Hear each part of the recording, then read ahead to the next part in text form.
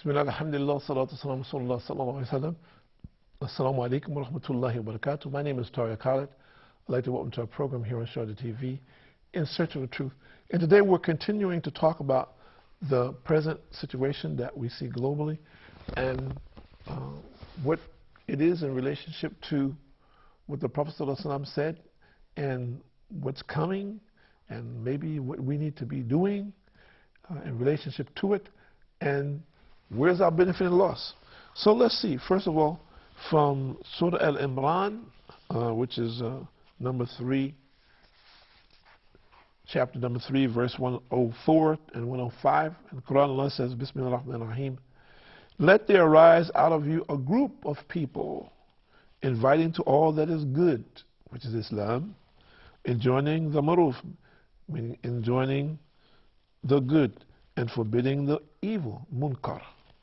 And it is those who are successful, and be not of those who divided and differed among themselves after the clear proofs had come to them.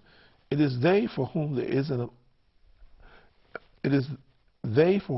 is an awful torment.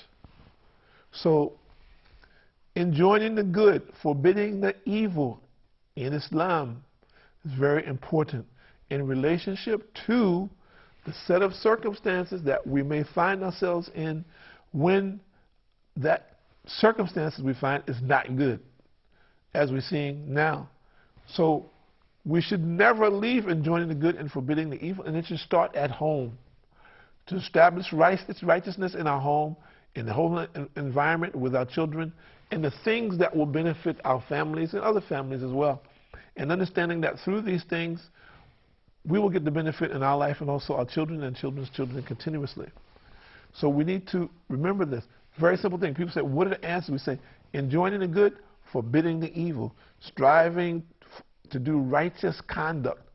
And what does that mean? That means to leave the things that people are doing that are in disagreement or in conflict with what Allah commanded us to do. It's that simple. People say, well, you know, I like doing so. I have a good time. And my friends, we all do it. So it doesn't make it right. Because your friends do it doesn't make it right. Even if your friends' parents know and let them do it, or even if your parents know and let you do it, doesn't make it right. We have to do what Allah says do, not do what we want to do. Very important to get that and to continue from that perspective. And Allah says in Surah Al-Hajj, Surah number 22, verse number 40 and 41, Bismillah ar-Rahman ar-Rahim, verily Allah will help those who help His cause. Truly Allah is all strong, almighty. Those Muslim rulers, if we give them power in the land, they order the establishment of the prayer, and they pay the zakat, and they enjoin the good and forbid the evil, and with Allah rest the end of all matters, meaning of all of His creatures. So, first we're talking about enjoining the good and forbidding the evil, calling the people to the belief in one God, calling the people to worship that one God in the way that He's prescribed, not the way that you want to do it. This is the primary thing, number one. We need to understand that for those of you out there who are not Muslims, the first thing is to enjoin righteous conduct. Some people today seem to be lost in the sauce about, well, I don't know what is righteous conduct. I don't know what is right and wrong. Then sit down with somebody and learn what is right and wrong. Instead of saying, well, this is just what I want to do. It's my thing. That is not a criteria for anything. This is my thing. I want to do what I want to do. This is not the criteria. We have a creator and a sustainer. If we understand that, then the thing is we need to find out what it is that He wants from us, and we need to take our life in that direction. If we truly want to be successful in this life and hereafter. If we don't care, then fine. We can have a collision course with the angel of death, and we will lose that. So this is the life and mindset of a foolish person. If you're a person who's out there listening and you're a thinker, think about what we're saying. You need to learn more about this so that you can get the benefit from it in this life and hereafter, and that your children can get the benefit from it. That they're not always just caught up in sport and play.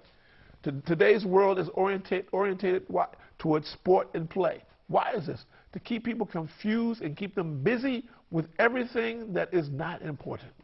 So it's easy for Shaitan to take them astray because their minds are not on anything. So we need to think about this properly. What it is that we need to do to enjoy the good, how do we enjoy the good, and how do we forbid the evil? We should set the precedent, the adults, the parents in society. We should set the precedent in our neighborhood, in the workplace, in relationship to whatever our own nation may be, so that that nation may move forward. And Allah is the one who elevates a people, and Allah is the one who degrades a people. So we need to know that we need to do those things to satisfy the help of Allah and to overcome our desires, control our desires, keep our desires from running wild with us, and stay focused on obeying Allah. And the Prophet ﷺ, in Ali ibn Abi Talib, related, the Prophet ﷺ said, when my nation does 15 practices, calamity befalls it. It was asked, and what are they, O Rasulullah ﷺ? When my nation does 15 practices, calamities befall it. So let's look at this, what's going to be said here, and let's look at what is happening to us now. When the spoils of war are hoarded by some members of society only. Number two, when people take for themselves things that are left with them as a trust, considering those things to be booty. Meaning, somebody's entrusted something to you and said, listen, take care of this money for me. I have to go away for 1 week, I'll be back. And then when you come back, the guy says, he starts playing games with you about his money, about your money. Until he comes to the point where he says, well, you know, I'm sorry, the money is gone, maybe. Or he makes a long story. We see this happening now. Number three, when zakat is taken unwillingly from the people as if they feel it is a burden or a tax. Meaning that the people have what is the charity or tax, however you want to look at it, for the poor. The zakat is only incumbent upon the people who have to pay it. And then those people act like, well, you know, why are you bothering me with this? I don't owe anything. They act like, you know, this is not necessary. It's not incumbent upon them to do this, something above and beyond their duty or their responsibility. No, if it is incumbent upon you to pay tax and pay the charity, you should pay it immediately, and it becomes a purification for your money. It's a very big reward for paying the zakat. Number 4 and 5, when a man obeys his wife and disobeys his mother. And we find this, we call mama's boys. Many men, that they're under their mother's foot, and it was not that we shouldn't be obedient to our mothers, but some of them are to the point of becoming like silly putty, to be very silly and irresponsible. And they obey their wives and disobey their mothers. The one who spends so much time and will never stop being concerned about them. Number 5, 6, and 7. When a man treats his friends well but is harsh and distant with his father. When a man treats his friends well and is harsh and distant with his father. Think about this. There are many young people today, they don't have a relationship with their father at all. They basically just come in and say hi and bye. That's it. No relationship at all. And if the father says something to them, they act very strange. So they put distance. Shaitan has allowed them to put distance between the father and the son. There's a kind of generation gap there. There's a kind of misunderstanding about their relationship. And as a result, Shaitan exploits it and makes it of kind of madness.